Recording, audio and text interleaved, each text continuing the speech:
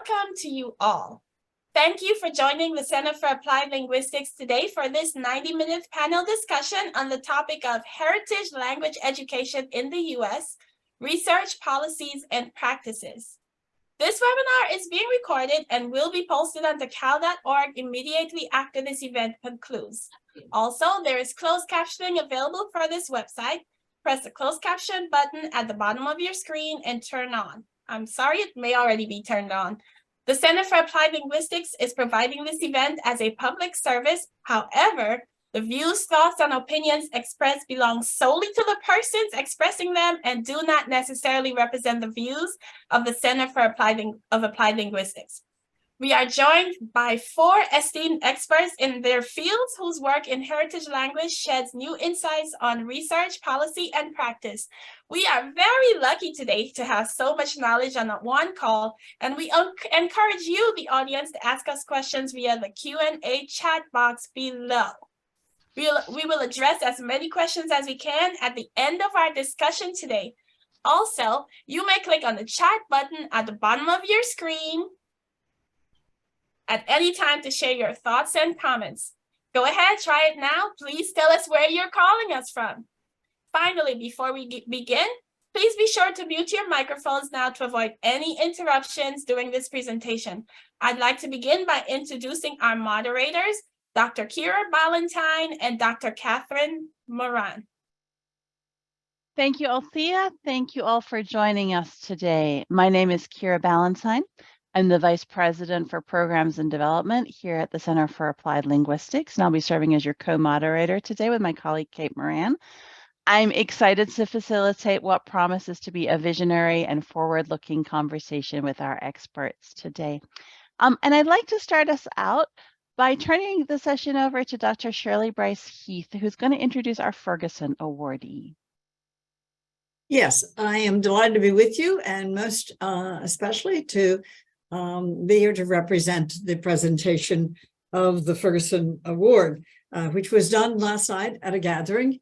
And this award is given to an individual who best reflects the work of Charles Ferguson over the years. And so last night we had a wonderful time together in a group, and we were able to give the award to Maria Carrera. And she is with us today, and we are delighted to have her. She is someone who reflects the work of Charles in many, many ways. She is now an emerita professor, but she has taught Spanish linguistics at Cal State University in Long Beach for many years. And her research record is incredibly extensive. And when I read that she'd taught for 30 years, I thought she must have started when she was 4 years old.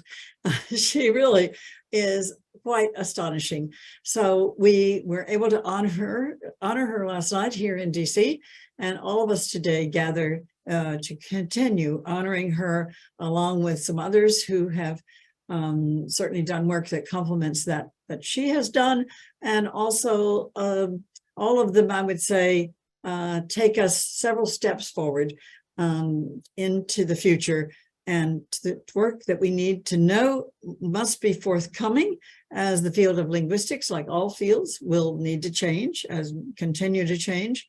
And so I welcome all those who are watching and listening, and I am delighted that all of you who are with us have joined, and you should feel free to send in questions and give us some sense of your thinking and your worries and your thoughts and where you would like us to go further. So I turn it over to the panelists now.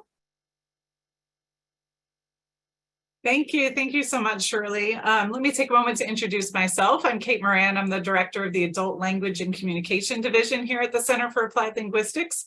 And within that division, I direct the English for Heritage Language Speakers program, which is an initiative of the Defense Language National Security Education Office of the U.S. Department of Defense. So I will be co-moderating today's discussion along with Kira. And it's my pleasure to introduce Dr. Christy Lau, who is an associate professor of education and former founding director of the Confucius Institute at San Francisco State University, and principal investigator and director of 4 major federal projects. Dr. Lau received her PhD from University of Southern California in second language acquisition. As the founding director of the Confucius Institute at the San Francisco State University, Dr. Lau initiated, negotiated, and established the first Confucius Institute on the West Coast in 2005. Dr. Lau received several $1 million in federal funding to conduct research, develop English and Chinese bilingual curriculum and materials for elementary school, and provide professional development to Chinese bilingual teachers in the area of English and Chinese as a second language. Dr. Christy Lau also teaches in the Chinese Bilingual Teaching Credential Program at the Graduate School of Education at San Francisco State University with a focus on Chinese language pedagogy and Chinese literacy development. Dr. Lau has published widely in the field of second language acquisition, focusing on English and Chinese bilingual learners. Most recently, she was co-author of Comprehensible and Compelling: The Causes and Effects of Free Voluntary Reading. Previously, she was a faculty member at Teachers College Columbia University and at Hong Kong Baptist University.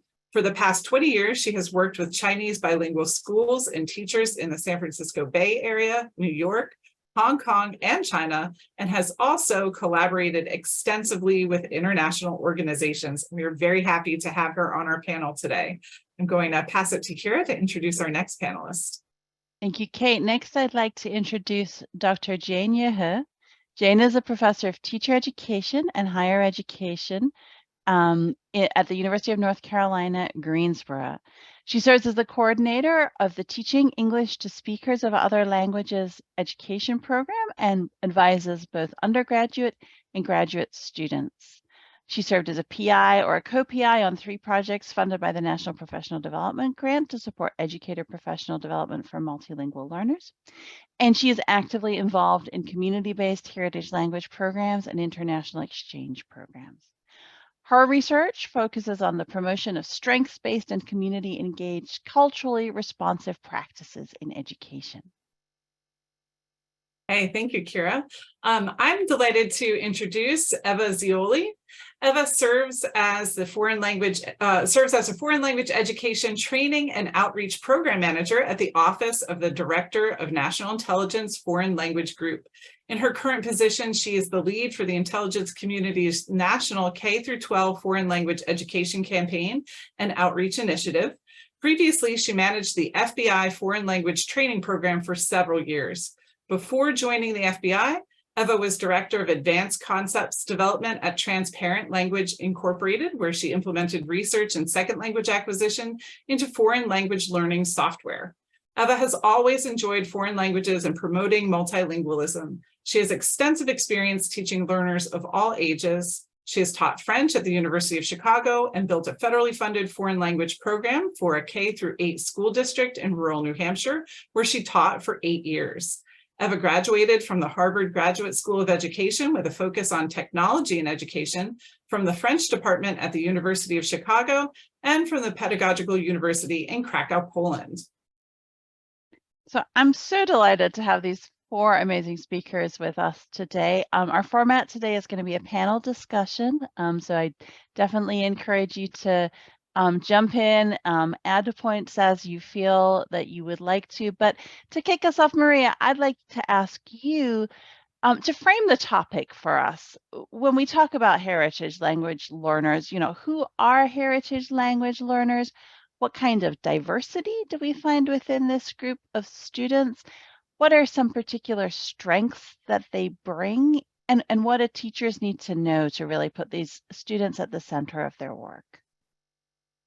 Thank you, Kira. And I want to thank Shirley, Dr. Bryce Heath, for that wonderful introduction. So who is a heritage language learner? I'm a heritage language learner of Spanish. I arrived in the US at age 11.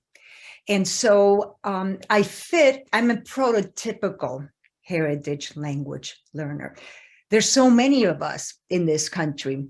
Currently, 13 million children, school-age children, speak a language other than English at home. These are heritage language speakers. And when they are in an educational setting, they're known as heritage language learners when they're studying their home language. I'm going to start out with a definition that is the most commonly cited definition about what a heritage language speaker is. This is Guadalupe Valdez's definition. And just to remind you, a heritage learner is a student, is a concept that makes sense in the educational context. And so a heritage learner is somebody who's studying their heritage language. But it's really useful also to understand who a heritage speaker is. And here, Guadalupe Valdez tells us that heritage speaker is someone who is raised in a home where non-English language is spoken, who speaks or at least understands the language, and who is to some degree bilingual in that language and English. Now, there's a lot to unpack in this definition, but I'm going to focus on two words that are really pivotal here. Degree, which Guadalupe uses in terms of degree of proficiency, and the word home, which also appears in this definition. Degree of proficiencies that heritage language learners bring to the classroom stems from the fact that their individual, their personal experiences are so different. Some heritage language learners, such as myself, are born abroad and arrive here with pretty good grammar already fully formed. Others are born here in the United States. Some may be third generation speakers of a language. And so this wide range of proficiency profiles creates the one of the main tenets of heritage language instruction, which is that we need to differentiate instruction. One size fits all does not cut it when teaching heritage language learners. And this is a little tricky because traditionally foreign language teachers teach language sort of in a one size fits all approach. What do I mean by that? I don't mean that absolutely everybody is treated the same way. Teachers are fantastic and they pick up on the needs of individual students. What I mean by that is traditionally teacher training has not focused on how to differentiate instruction. And so it's really important for heritage language teachers to learn the tools of differentiation so that they can reach a lot of different students at once. Now, going to the word home, in Guadalupe Valdez's definition, the home brings up a whole host of affective issues that are critically important to heritage language learners. These have to do with connection, with identity, with issues of legitimacy. I'll talk about those in a second, and ownership. So heritage language learners, we know from research that we did at the National Heritage Language Research Center, their primary reason for studying their language has to do with finding identity, finding connection. I'm going to now move to another definition or a class of definitions. The first definition, Guadalupe Valdez definition, is used in the educational context. But there's another type of definition that comes from theoretical linguistics, a new field that has developed called heritage linguistics, which involves the study mostly of the grammar of heritage language learners and speakers. Now, this is a very useful field, and heritage languages are really important for understanding how languages are acquired. So I'm not putting down that field. I understand its importance, but I do want to point out three potential problems I see with a common view in this field of heritage language learners as being characterized by interrupted acquisition of the home language, attrition of the home language. So this interrupted acquisition and this vision of attrition, which is very valid, again, for theoretical linguists, creates three problems I want to briefly point out. The first one is that, and I've seen this a lot, teachers, naturally, we all do this, when they hear that heritage linguists have unlocked the key to understand the features of grammar that are missing in heritage language learners and speakers, it's very natural to say, tell me what features are missing so that I can teach them. That makes a lot of sense, right? But what is often forgotten is that knowing what is missing, and I dare say most teachers know what is missing. They don't need to read a theoretical linguistics paper to know what's missing. So knowing what's missing, the gaps in grammar, we talk a lot, we use that word gaps a lot when we talk about heritage language learners, unfortunately, I should say. Knowing the gaps doesn't mean that you know how to teach those, how to teach to address those gaps. And so this notion of heritage linguistics, that understanding, knowing, being able to identify where their gaps are will take care of the problem, is wrong. We need to understand the pedagogy of heritage language learning to really address, if we need to, those gaps.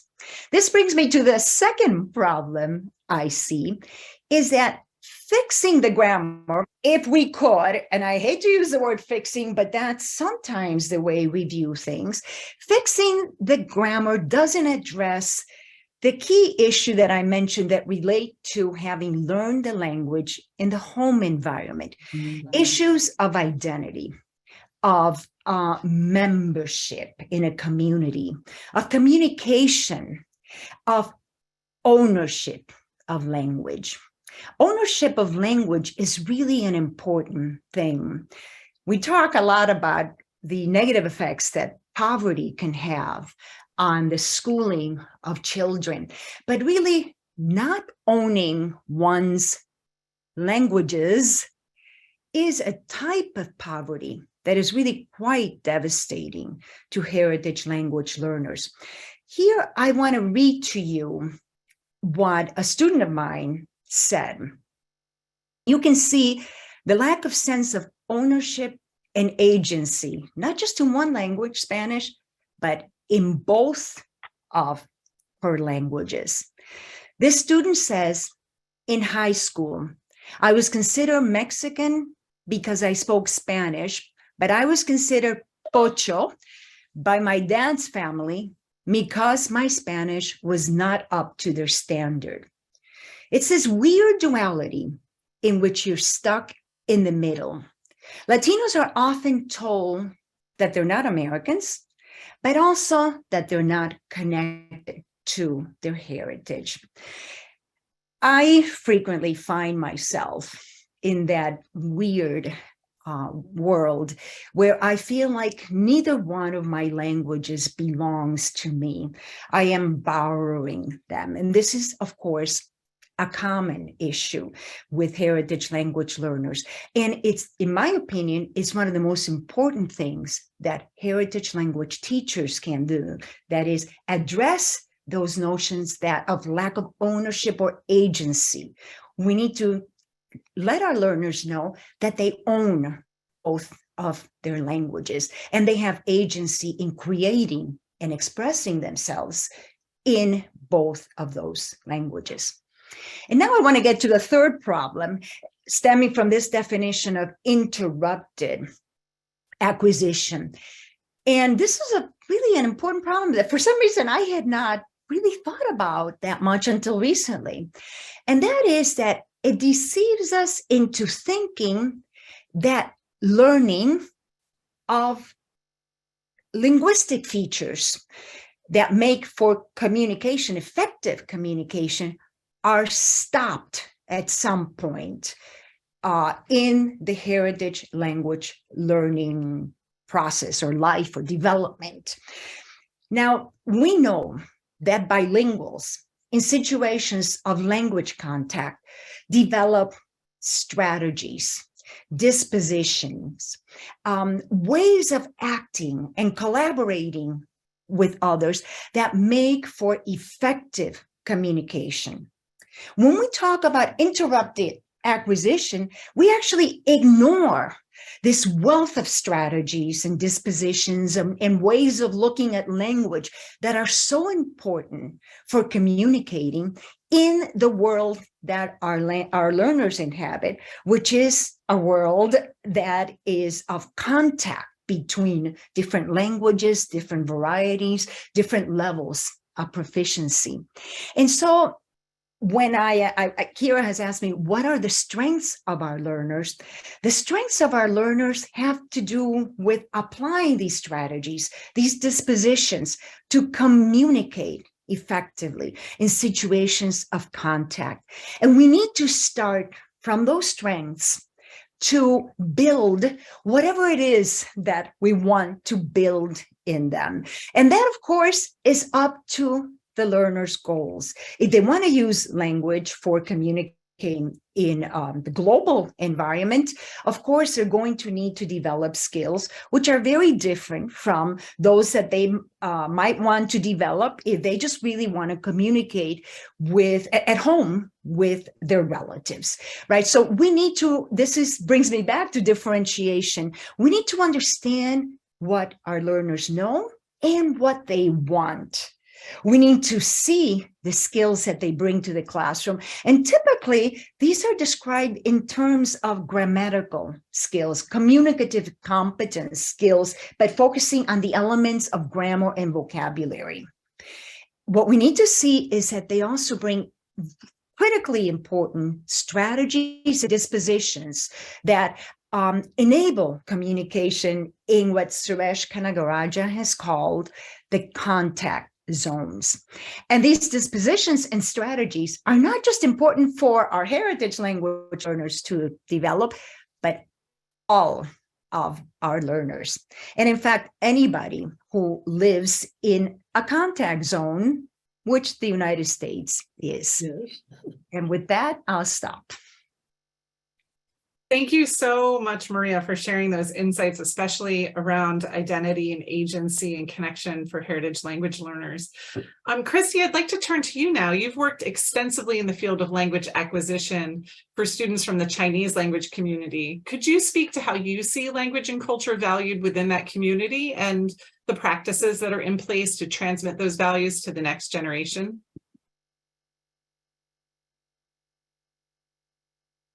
So thank you, Maria, for giving the definition of who the heritage language learners are. And I also would like to thank Cal for giving the opportunity for us to share our work in the Chinese heritage language community. The Chinese language and culture are highly valued in the Chinese community, both in China and in the Chinese diaspora around the world. As we all know, the Chinese language with its complex character and tonal system is regarded as the cornerstone of the culture and the way to connect it with its rich culture and history. As for transforming the value to the next generation, there are many practices in place within the Chinese community. The first and foremost is education. Many Chinese parents enroll their children in Chinese language classes where they learn to read, write, and speak Chinese.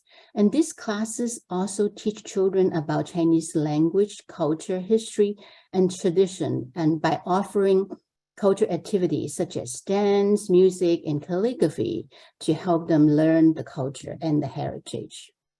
I would like to give you some background of the history of Chinese heritage language education. It dates back in the mid-19th century when Chinese immigrants first arrived in the US. It wasn't until the late 60s and early 70s, the Chinese community began to organize formal heritage language school to provide Chinese language and culture education for their children. Today, there are many Chinese heritage language schools in the US. ranging from small community-based program to large organization with multiple branches. And this school typically are run by parent volunteer or community organization and offer classes in Chinese language, culture, and history on weekends or after school hours. In recent years, the after school program are getting very popular and are run as a business to teach children Chinese after school hours during the week when their parents still at work. And in the past 10 years, the demand for Chinese language education has increased significantly in the US. And there's a growing interest in integrating the Chinese language and culture into mainstream American education.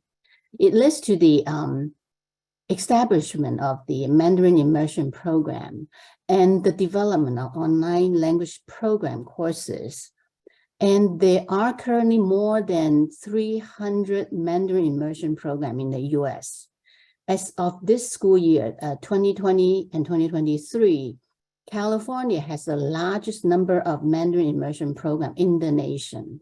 There are 100 schools offering Mandarin Immersion Program in 41 school districts, as well as 4 charter programs and 26 private schools. The next largest is Utah. There are about 77 schools offering Mandarin Immersion Program. Okay, so that is number one, education. Parents transmit their language and culture to the generation from school and schooling. The next one is from the family, the community event and celebration. For instance, many Chinese families celebrate Lunar New Year, Mid-Autumn Festival, and other holidays with special food, decoration, and nativities to pass down and reinforce cultural value and tradition with the children. Lastly is the Chinese media and entertainment. It's a very good way to transmit Chinese language and culture and to younger generations. I'm very nosy. I want to know where everybody was. This includes not only traditional media like the books, TV shows, and movie, but also newer form of media, such as the social media, the online gaming platform, where young people can connect with those who share their interests and learn more about Chinese culture in a fun and interesting way. Chinese literacy can be achieved through these medium other than books. Multimedia is widely accessible and cater to a wide variety of needs. In our recent startup project for college students, we see how student engagement in self-selected multimedia material that leads to the most engaged and consistent improvement in Chinese. The Chinese visual and audio media can help develop Chinese oracy and literacy in new ways. And that's all I want to share for now. And I would like to turn this to other colleagues on the panel. Thank you. Thank you so much, Christy. I want to invite Jane in to talk a little bit about your work. Jane, you've worked with a project that connects students, families, and a university partnership in a school district. Can you share what that looks like on the ground and what you've seen that works well in that situation? Sure. Thank you, Kira. And thank you all so much for the opportunity to share. And I see that some of my colleagues working in this partnership is on the webinar today as well. So I'm really glad to see them here too. So this is a Spanish Heritage Language Academy project that's established really as a partnership among several stakeholders. So we have the local Spanish speaking community, and then we have the school district involved, and we also have a teacher education program at my university involved in that. The school district is a small school district that has over 50% of Hispanic student population. And the majority of the students in that particular school district are identified as English learners, are actually Spanish speaking at home. So going back to Maria's point of how, we define heritage learners and how we see the need of offering programs as such. So we definitely see, the families and the communities talking about that. So the Heritage Language Academy was actually established from ground up. Our educators from the district and families from the district saw the need, and they said that, can we do something to offer heritage language support for our students in the school. So this is where the conversation started back in 2008. And then the first class of the Heritage Language Academy was launched in 2009. That was with a small group of third grade students and their families. So at the very beginning of the project, it was determined by the group that both students and their families need to be part of the project together. And then we're doing that as a Saturday program so that we can schedule it where parents and the children can attend together. So like I said, at first we started with a small group of third grade group, but then later on it got expanded to involve middle school as well. So with the input from our educators and families, the school district has also started the dual language immersion program now in Spanish, English from elementary school to middle school. So we're really glad to see that. And then this partnership, I think, is really pretty unique because it involves our university teacher educators, our teacher candidates, so pre-service teachers and in-service teachers at the school, in the school district, and then also our local community partners. So our educators from the school districts actually seek students and the families' input as they design the curriculum for the Heritage Language Academy. And then they also work with the university teacher educators to enhance the curriculum for both the parents and the students. And our educators also implement the sort of a parallel program for the parent curriculum and then the student curriculum through the Heritage Language Academy. And the teacher candidates involved in our teacher education program also have the opportunity to participate in Heritage Language Academy, not only just to observe, but also participating in the instructional activities and to conduct some of the action research project. So we're really glad to see those partnership work out through the project. I think one of the major things that really worked out well with the project is the co-design element of the project. So like I said earlier, the teachers are not just saying that let's just use a existing curriculum to teach it, or let's just design the curriculum. Every year they actually invite input from previous students, previous participants, or incoming participants to inform their design of the curriculum. And the student curriculum focuses on the Spanish language instruction, but also with a content integration. And the parent curriculum usually has a technology component to that based on the parents' input and what they said their needs are. And what's also really neat of the project is that our teachers always, every year, design the curriculum so that there is an intergenerational project where the students and the families need to work together on a project throughout the Heritage Language Academy. So for example, there's one year students actually worked on the family history project where they have to interview their families, their community members to work on the project.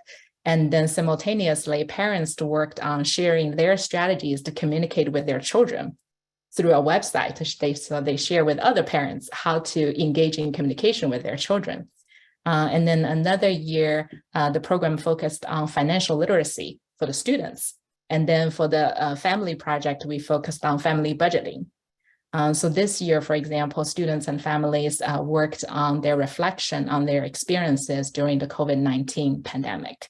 So you can see that a lot of these projects are really utilizing, so like Maria said, utilizing their communication strategies already to further enhance that, but really centers on this home notion of not only the language development, but also their ownership of the language and their identity in the community.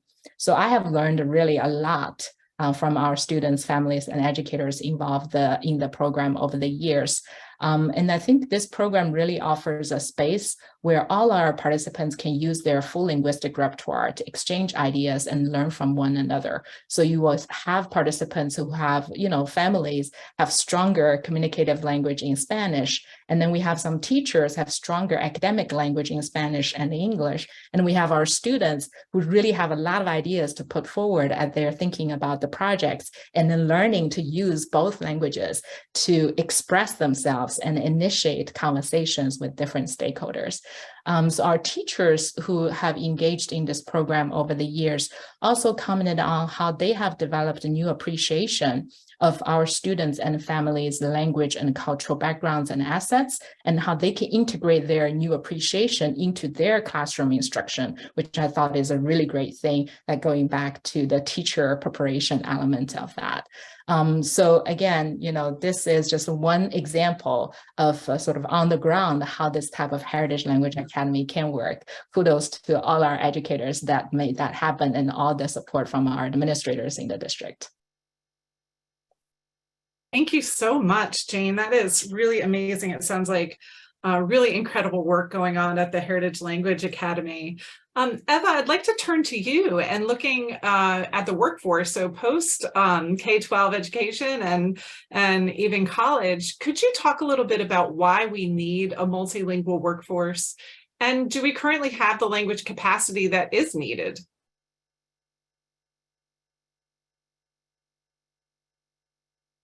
Eva, you're muted still, sorry. I apologize. Thank you very much for inviting me. I come from a slightly different perspective in this group. My perspective is human capital and the workforce and the needs for developing multilingual workforce in America. So why do we need multilingual workforce? I picked up some statistics. I like numbers, so bear with me. We have 350 languages being spoken in this country, despite what we might be thinking that we are English-centric and monolingual English-speaking country. And based on the latest census data, we have 67.3 million persons, which is close to 22% of the US population who speaks languages other than English at home around the kitchen table every night. So, and that number actually almost tripled within the last 30 years. So those are some numbers that we can't deny, and we have to adapt to that reality. From the language services in that industry, such as translation and interpreting, the Bureau of Labor Statistics tells us that by 2028, interpreters and translators, the need for interpreters and translators is going to grow by at least 19%.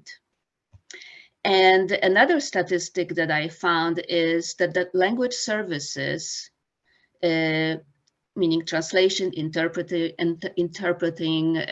dubbing, captioning, is a fourth fastest growing industry in the United States. So again, some numbers we cannot deny, and we have to live with the times and adapt. The 2019 ACTFL report says that 9 out of 10 US employers rely on employees with language skills, and 1 in 3 US employers report a language skill gap, while 1 in 4 says that they lost business because they didn't hire people with adequate foreign language skills. So those are just numbers from the market, so to speak. Now, I come from the Office of the Director of National Intelligence. The office was created in 2005 after 9/11 as a result of the Intelligence Reform and Terrorism Prevention Act. And this agency is working somewhat independently and leads and support all 18 intelligence agencies and organizations while they are trying to integrate their resources, their capabilities and capacities. So these intelligence agencies, of course, we kind of generally know what they are doing. They collect intelligence, they produce analysis and reports to inform our national security policies, as well as military commanders and their decisions. So this is an incredibly important field. Now, the problem is, and I can say it is a problem, that to conduct this kind of jobs like a linguist, cryptologic language analyst, translator, interpreter, and other jobs, that in all these jobs, they require very high proficiency levels, at least ILR 3 and above. And we, in our office, we conduct a data call, yearly data call from all 18 agencies. And the capacity is decreasing. We can fill only about 40, between 45 and 50 maybe % of positions that require this kind of skills, critical skills in languages and in cultural and regional expertise. So there is a huge demand and the need for American citizens speaking those languages, reading, listening, depending on the agency. Each agency needs different modalities, skill modalities, but that is the reality. And that reality has been recognized in 2021 by President Obama and his National Memorandum, Security Memorandum 3. And the title is, it's a mouthful, Revitalization America's Foreign National Security Memorandum, Foreign Policy and National Security Workforce, Institutions and Partnerships.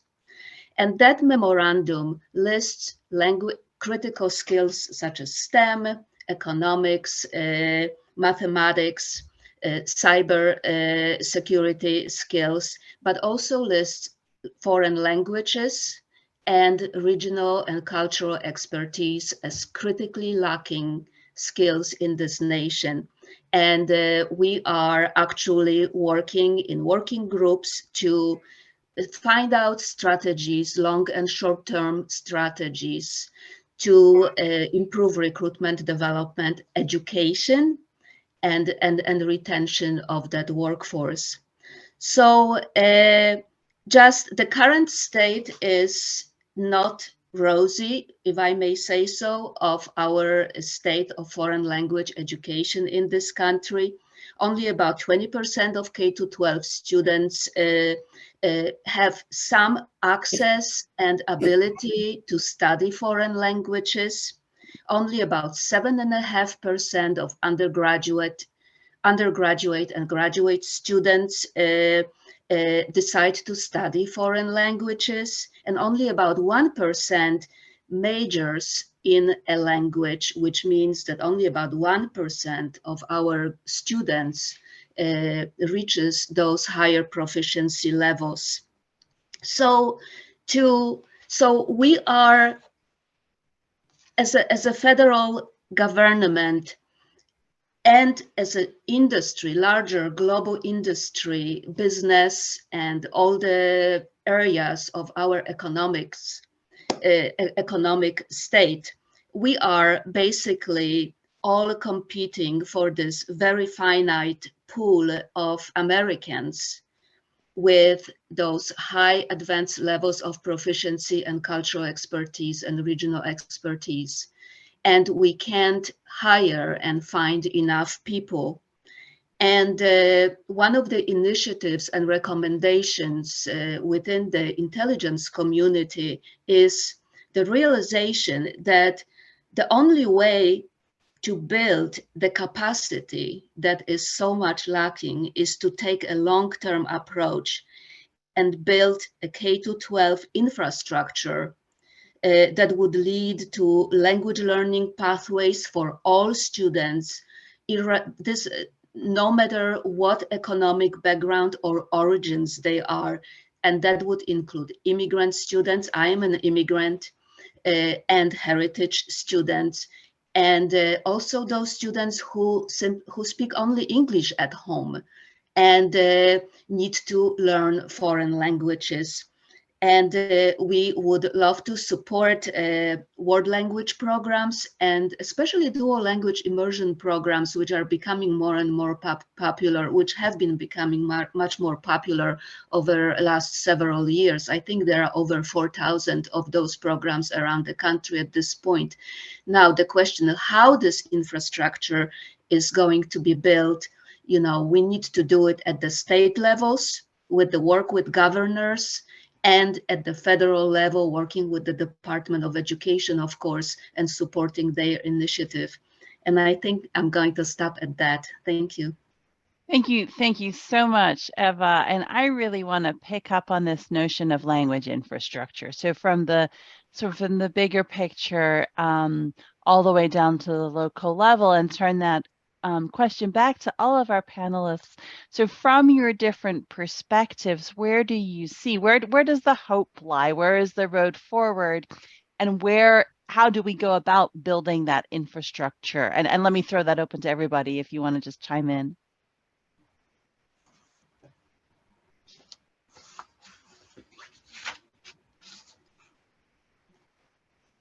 Or Maria, go ahead. Yes, I'll please. start. Well, of course, we know that parents are critically important, and our focus has largely been on parents, right, in terms of carrying the weight of what we call language maintenance, a term that I have started to dislike for reasons I'll explain later. But in addition to parents, I'd like to point out that heritage language learners are perhaps our greatest resource. We tend to see them as recipients of information and abilities that we put in them, but really they know a lot about how to go about learning, and what they need is our help to create the right state of mind and learning strategies so that they can continue learning on their own. So that's a group that I would point out is critically important, to see them not just as recipients of what we give them, but to see them as having agency in their learning, and to see them as not just maintaining mom and dad gave to them. Here I'm going back to the notion of maintaining the language, but to see them as individuals that are claiming a language, and in the process of claiming that language are creating new ways of speaking, new strategies for communicating, new vocabulary, etc. A second source of infrastructure that I want to mention, in addition to those that have been mentioned, relates to foreign governments, because we know that foreign governments have a lot of interest in promoting their languages in the United States. There's a reason for that, right? It makes sense. But it seems to me that some are doing quite well. I would point out, the Chinese government, I think, is doing a good job in promoting Chinese and supporting the learning of Chinese in the United States. But I would point out that there are governments that are seeking to reap the rewards of having large, relatively affluent communities of speakers in the United States who are consumers of their language, who will travel abroad. Without really, these governments are not putting all the effort that they could be putting. They are not investing a lot in the learning of those languages, right? It always surprises people to learn of the fact that the US, as a Spanish-speaking nation, has the 7th largest GDP in the world. So if you take the Spanish speakers in the United States, they comprise the 7th largest GDP in the world. We are the richest Spanish-speaking nation in the world, right? It seems to me that there's a lot to be gained from encouraging the use of Spanish in the US for those that are interested in commerce, and I'm not knocking commerce. But what this means is it's not just up to us in the United States. There's a lot we can do, and we've mentioned these things, but we need to encourage foreign entities to see our languages here as they're being spoken and developed as being extremely valuable and worth investing in.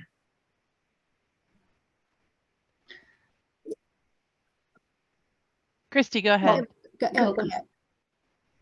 Me? Go, Okay. Christy. So, okay. I think in order to build this infrastructure, long-term infrastructure, a couple of things that's very important. Number one is we are paying attention to immersion program. They are wonderful program, but they are very limited. There are many, many issues, teachers and issues like that. We have so many, such a large number of, as Maria mentioned, heritage language learner. How are we going to develop and maintain the heritage language? That is, I think, is the biggest issue. I want to talk to you all about the Asian languages. For instance, the Chinese, the Korean, the Japanese, we all offer weekend schools. And parents are offering this program, and because they believe this is the only way to continue the language, the culture, inexpensively and attainable. It's tangible, because how many schools they could send them, because not many immersion programs they could absorb all these children. But there are another set of problems with heritage language program. The teachers, the curriculum, that's another set of issues. But I think that we have to have a comprehensive plan, and all the stakeholders have to be working together. The government, the education department, and the community have to all working together. As well, and then another, okay, that is working together about schooling, offering program. The other one is resources. Resources is so important. We have to do parent involvement and talk to the parent how to help with the children at home, and we working with the community, like the library. A library is just a wonderful organization that they could offer the read aloud in the native language, provide resources, and also nowadays with this multimedia, how we could tap this and turn this into an instructional material. I think that is what we needed to look into. Go ahead, Ava.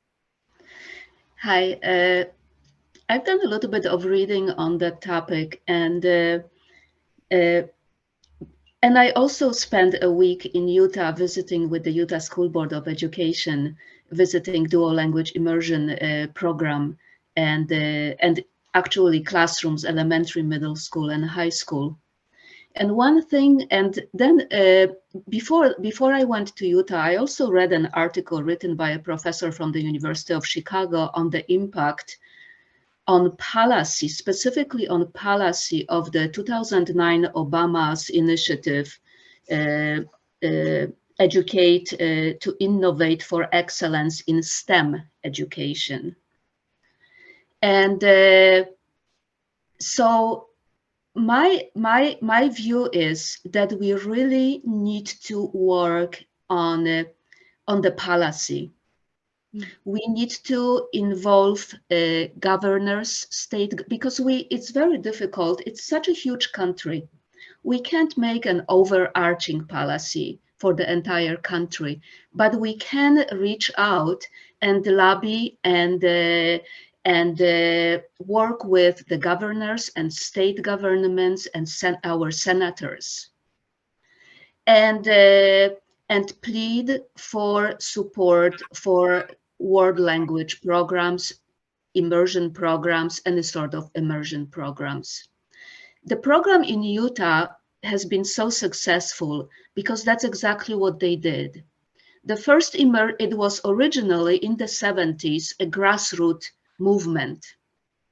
And the first Spanish program, dual language immersion program, was created, I think, in 1978, if I remember correctly.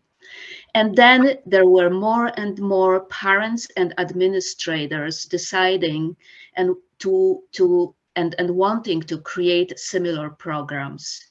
And then the movement grew to such extent that the legislation was passed in 2008 in Utah, and to support building of the dual language immersion programs in the state. And because if you have a legislation, it means it is commitment to allocate resources, meaning funding. And since then, these school districts that work completely independently from the state board, once they decide that they want to create whatever, in their case, dual language immersion program, they get additional funding to build those programs from K all the way to 12. And then in 2015 or 16, they passed another legislation because they realized that there needs to be a bridge from high school students to college. And a lot of those students in the high school classroom that I visited were heritage students.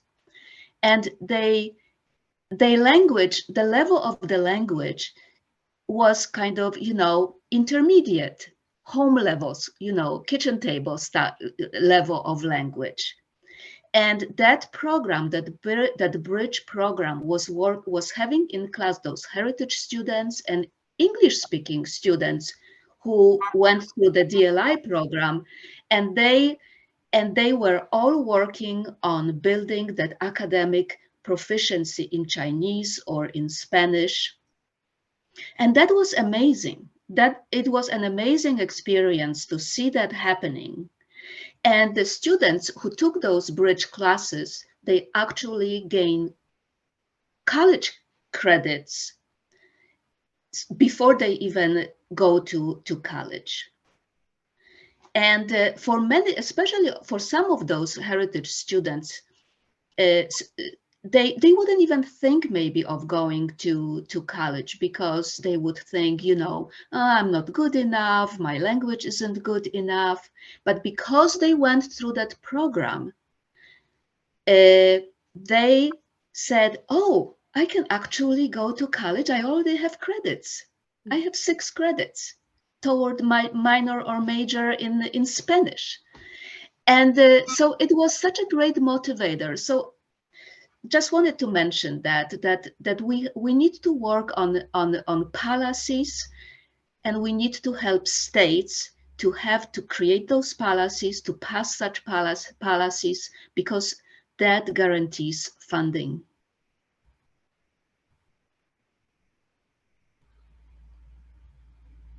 I completely agree with Eva. Just real quick, that in North Carolina, we are also very glad that our state Department of Public Instruction also supports dual language immersion programs. So we have more than 200 DLI programs now in our state. And Eva, I also really agree with you in terms of the access and the pathway. So in terms of thinking about K through 12, it's also important to think about, so what next after the high school? So bridging that would be really critical for our heritage speakers to see different career options, for both families and the students to see that. And then related to earlier, I think maybe Christy and Maria both commented on this notion of heritage learner themselves, and then their assets that they bring, and also sort of thinking about our challenge of teacher shortage when we are thinking about heritage programs, DLI programs. So if there are ways that we can think about, strategies to build multiple pathways for our heritage speakers to become teachers, and for our family members who are maybe working in paraprofessional, settings right now, can have a licensure pathway to really become teachers in various, world language or DLI settings. I think that would really help us to continue to build capacity and add resource to our current programs. I was going to mention the teacher shortage, Jane, which is a very serious issue, right? And our heritage language learners stand to make excellent teachers, but we have to very early on identify them. I have a daughter who at age 4 already knew she was going to be a teacher. And sure enough, she's doing a master's right now in education. And we know children early on discover the joy of teaching. And we need to tell them, you would make a fantastic teacher, not just because you speak the language well, but because you understand the culture and because you've been through the educational system as a language minority student. I want to pick up on this idea of articulation and then what happens when they get to college, because I have seen this all too often. It's not just a matter of getting them into college, but giving them appropriate education at the college level. Unfortunately, I don't know what happens with the other languages, but I've seen many a times that when they get to the college level and they start taking the literature courses, the more advanced courses, sometimes they're told that they're mocked. They're told that they don't speak well enough. And that kind of subtracts everything that has been done in the earlier grades, and we lose them, frankly, and it's a terrible thing. So we need to focus on quality education. And I also want to mention another incredible resource when we talk about infrastructure, and I can't believe I forgot it earlier, community language schools.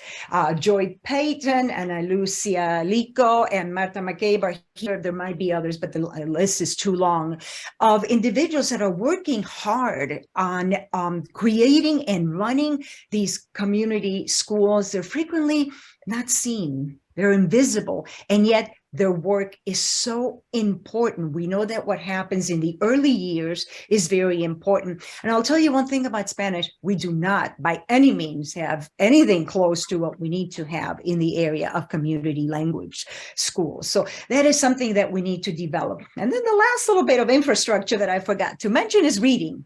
And we know from the work of individuals like Stephen Krashen that reading for the sake of reading, for enjoyment, is a powerful way to learn a language. And this is what I mean, that our learners have a lot of power and agency in them. So if we can get them hooked onto reading, we know that they will vastly increase their capacity, their ability to learn.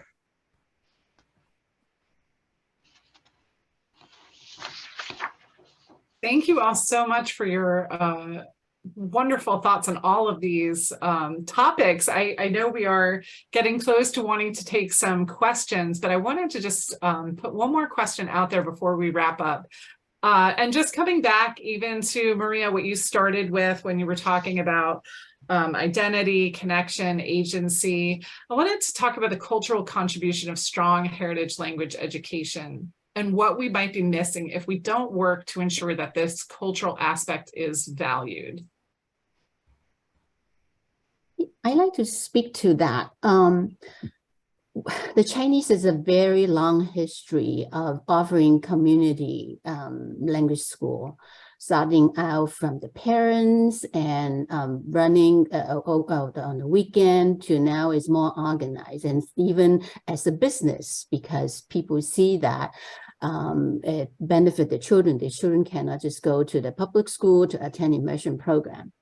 But there's another set of problem with the heritage language school too. Number one is teachers. They oftentimes are not able to hire qualified teacher, certified teacher to teach. Whoever who know the language, they will get them. And then some of the good school, they will have experienced teachers. So teacher is an issue. Qualified teachers is an issue for this program. The other is curriculum. Oftentimes, they have lack of funding, resources. This school will use material that from supported or funded from the Chinese government or from the Taiwan government. And so the material is not very interesting, and to American children's, it turned them off from learning the language. It's really, really bad. You don't want children to hate the language. I have done research with students attending heritage language school. I would say 99% was sent to the school by their parents. 95% of these children will hate learning Chinese or attending this school. So I just wanted to address the issue, and then how can we help? But Heritage Language School had its contributions because they offer program that is very accessible, and some of this, but the problem is how can we work with them and help them to bring for teacher professional development and material development. I think if we can work together, that will be a wonderful resources for heritage language development for all our children. If I may, this is Eva. You're absolutely right. I think the fill rate for teachers, foreign language teachers, is like 40% in the United States. And based on one of the data points that I found from College Factual website, that in 2021, school year 2021, there were only 108 graduates to teach foreign languages in foreign language studies for the entire country. So the numbers of teachers are foreign language teachers are disappointing. Another problem that I read about is the teacher certification.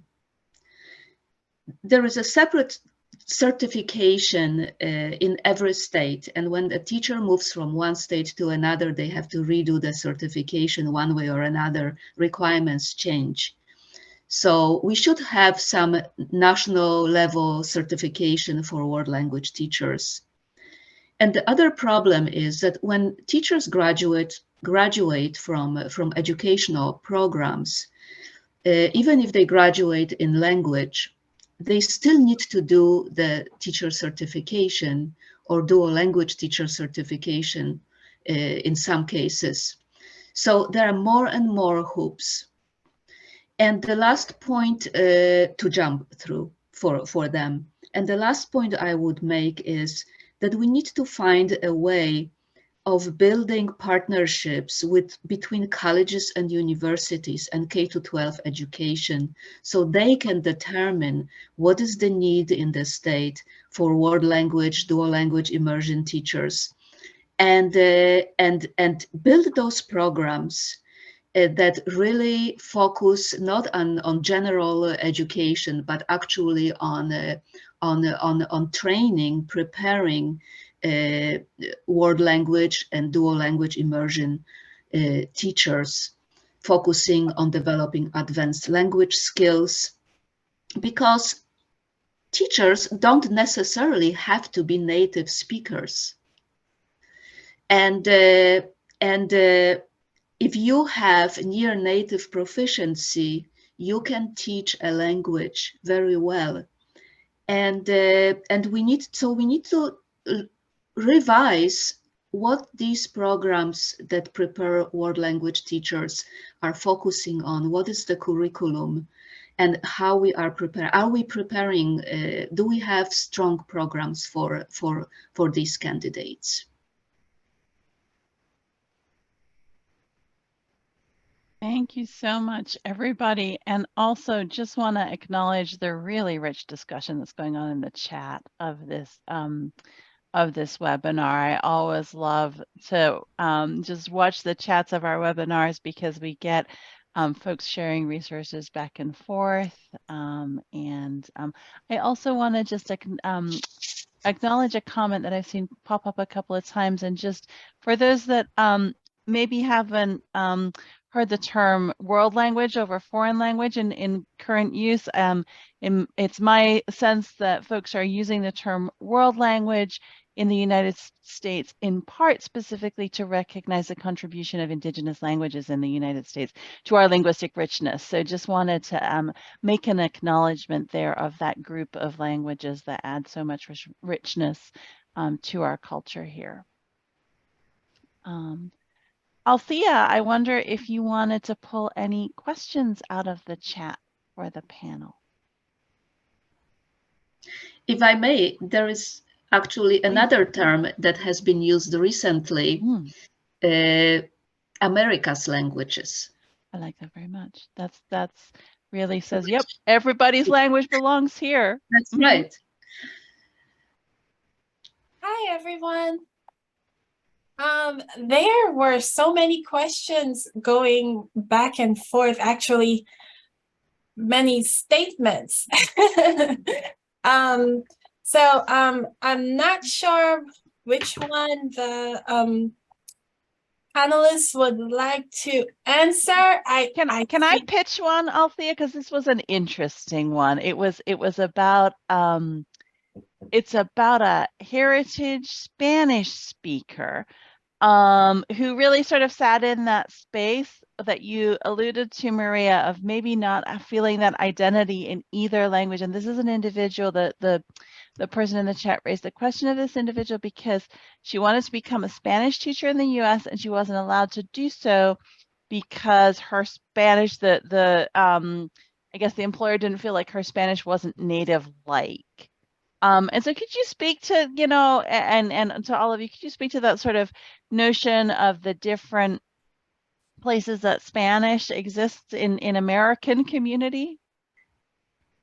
That's the native speaker issue is a serious one. And it's not that native speakers are doing anything wrong, but, you know, there have been studies. Guadalupe Valdez did a study actually, I think it was at all levels where the native speaker at educational level were at the top of the heap, right? In the hierarchy, they were considered the best speakers in an educational setting, the most desirable, the most authoritative. Then in second place came the second language learners. And this is, of course, because they know the grammar so well and they can explain it, right? They don't make the kinds of mistakes that maybe we associate with belonging to a lower social class or having dialectal knowledge of not the standard language. And then at the bottom of that hierarchy come the heritage language learners. You know, and I would suggest to you that more so than not having the right infrastructure, as big a problem as that is, as not having enough teachers, again, as big a problem as that is, not having access to language learning opportunities in the school setting, again, as big a problem as that is, not being seen as a legitimate speaker of a language, feeling like you don't own that language, like you're at the mercy of what others say about you and how others judge your speaking abilities. That's a terrible turnoff to a language, you know. And when I talk about learners having agency, you cannot create agency if you deny them ownership, right? If we keep going back to the notion that, well, you got to approximate that native speaker, although frankly, we all know we're not going to become, I'll never be native speaker of Spanish. I can only be the best kind of heritage speaker of Spanish that I can be. And that doesn't involve, of course, we know that multilinguals don't know everything about their language. That involves developing my language skills in the context in which I need to use them. Right. So we need to understand these affective issues because we will lose our students. And we will lose the ones that maybe don't in the classroom, they come in and they're making mistakes, and we'll overlook the potential that they have if we keep focusing on this native speaker standard. I don't know if I answered your question, Kim. Yeah.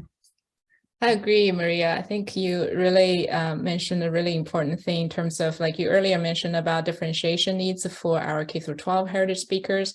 I think that there's also this notion of differentiated support for our, teachers, incoming teaching force for our, various language programs. So if we really want to open wide access for our learners, we do need to start to think about how we can acknowledge and legitimize various preparation, but then not only when teacher enter the teaching force, but also offer differentiated support.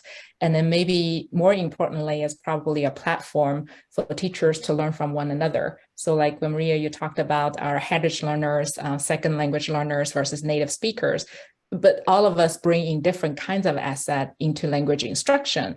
So it would be wonderful if we can all share our assets, like in cultural integration, for example. Heritage speakers probably have the advantage over some other groups of speakers in terms of their understanding of the bicultural development of our learners.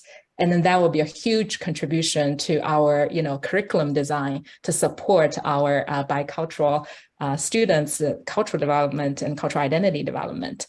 So I think it's, going back to Eva's point about the policy change, right? So how do we acknowledge that sometimes there's just a need to be some policy set in place where we could open that up, where then teacher can enter the teaching force, and then we can all learn from one another to strengthen our teaching force for language development. And I want to follow up very briefly on what Jane, I'm sorry, Christy, but I just want to say, recently I spent some time with a second language speaker of Spanish, a teacher, extremely successful teacher, extremely fluent. And I realized that she's had a hard time because she's not seen as a legitimate speaker. So we need to open up the field. And like you said, Jane, understand that we each bring different skills and strengths to the process. And, just get rid of these hierarchies, which don't serve us well. I'm sorry, Christy. Yeah, I wanted just to echo to all the panelists' comment on teacher personnel training. Working in the bilingual Chinese bilingual teachers prep program for the last 20 years, I have seen changes, but fundamentally there are two groups of students that come to our program. One is the we call American-born Chinese, who were born and raised or come to this country early on. Their Chinese is limited, but they understand the culture, the pedagogy of the American classrooms. And then there's another group of students that are either international students or came to this country when they're an adult, native speakers. And they come with very strong, of course, they're native speakers, language skill, but they are lack of the understanding of American classroom pedagogies and culturally responsive skill. But these are two wonderful group of students if they work together. They complement each other, they help each other and figure things out. We do have okay, so the school needs teachers. We need teacher candidates. We don't have teacher candidates. So when I talk to my current student, I said, why people these days don't come to teaching? Yes, we know the teacher shortage, not only in bilingual education, heritage language, but in general. My students are telling me, we don't want to get in, if we have a choice, we don't want to be a bilingual teachers because they have to take 2 more classes to get the authorizations. They have to do more curriculum prep when they are teachings. They don't get much more financial incentive. Why do they want to do that? So that is the reality. We need to address that. I only have 2 students this semester. I'm very upset with that. So we need to, so we are exploring alternative. We are now going to tap on the undergraduate students to bring them to the teaching profession early on. That's what we're trying to do. And there are a lot of heritage language learner in the undergraduate program.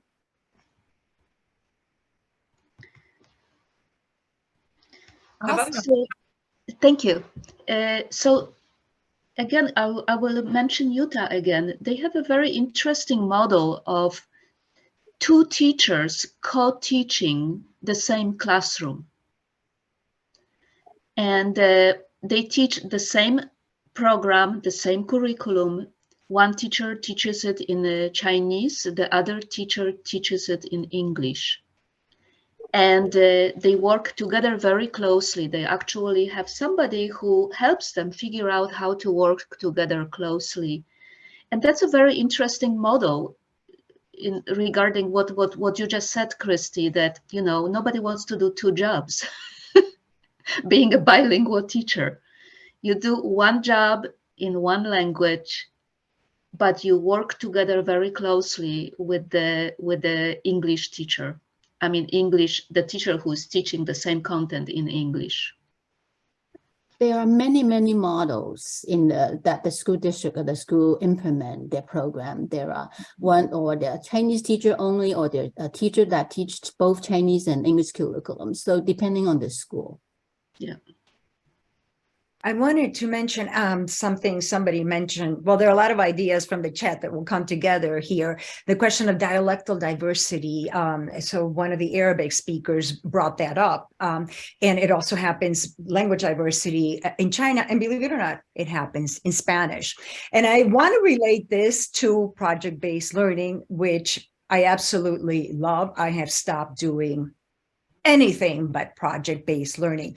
Now, a number of years ago, I had an experience that really crystallized for me the value of project-based learning.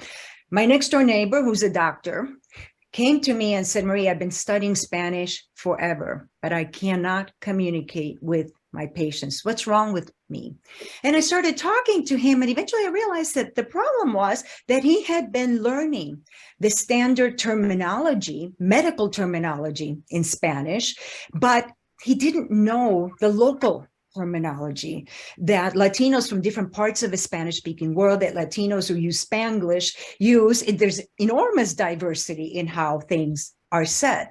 So with that in mind, I put some of my heritage language learners who are interested in entering the medical field, different aspects of it. I said, I want you to work with my friend Jeff to create a glossary.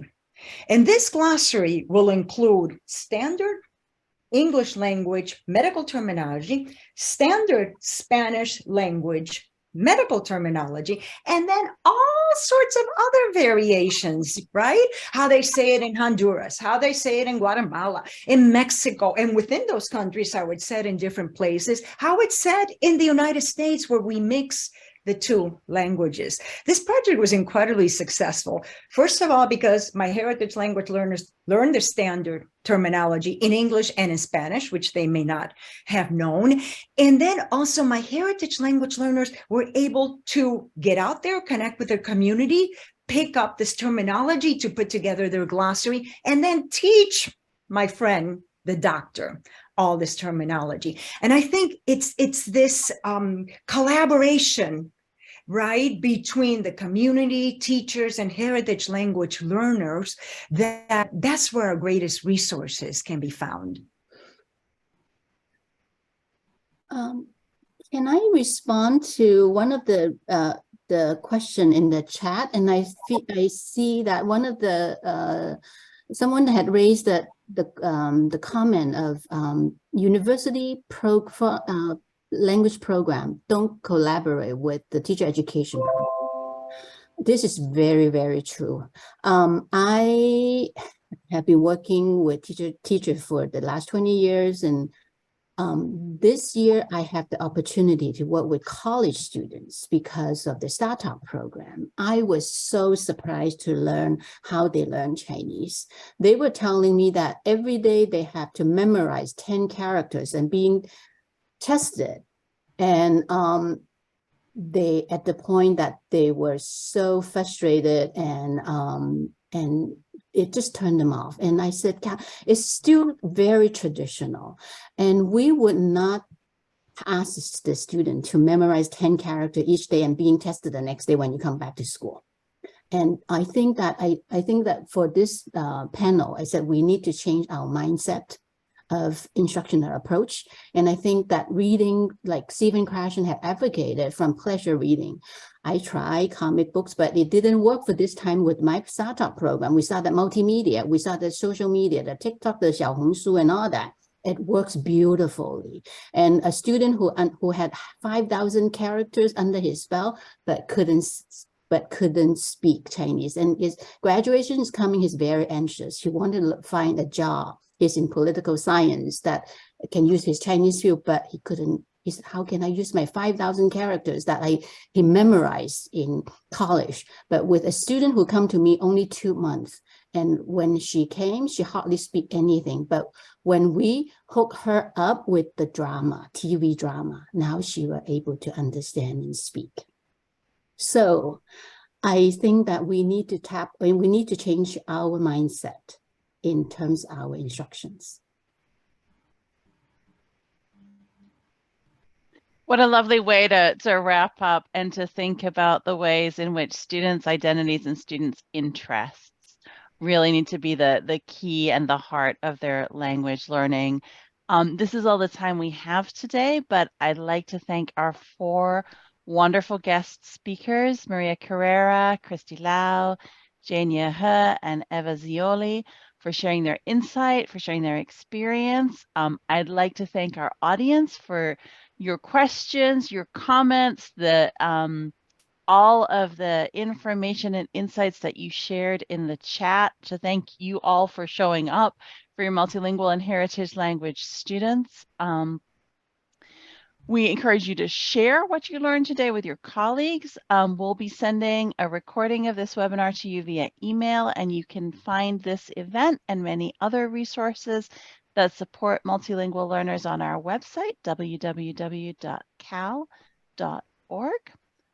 And we're going to send you a brief survey about how we did today, so please look out for that survey. And thank you so much.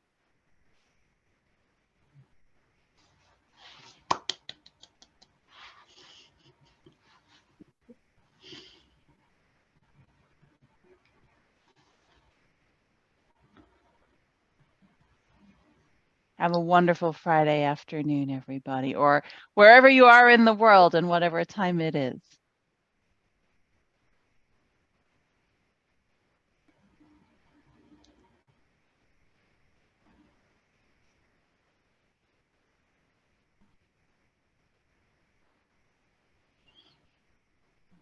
Thank you all for these wonderful messages. The very active chat. It was really wonderful. Excellent job. Yeah, I've been trying to keep up reading. Yeah. Talk about resources. You know, these individuals are huge resources. Yes. Yeah. That's our strength. Yes. The people.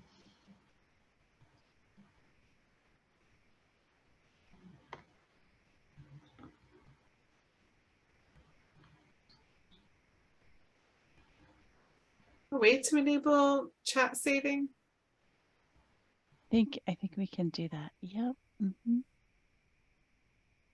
And I'm wondering if I can just ask Hisham or Althea to close us out and end the webinar.